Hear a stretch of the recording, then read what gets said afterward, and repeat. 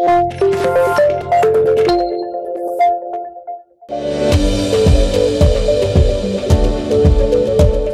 I am Dr. Balraj Naidu, Robotic Joint Replacement Surgeon at Onus Robotic Hospitals, Hyderabad.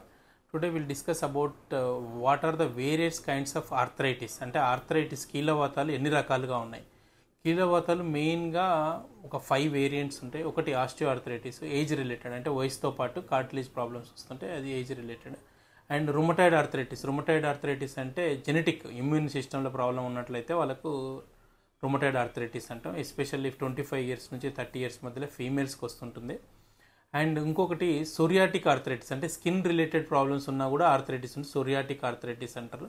ఇది especially dermatological problems, అంటే skin problems ఉన్న వాళ్ళకు వస్తుంటుంది. Very రేర్గా చూస్తుంటాం ఇది.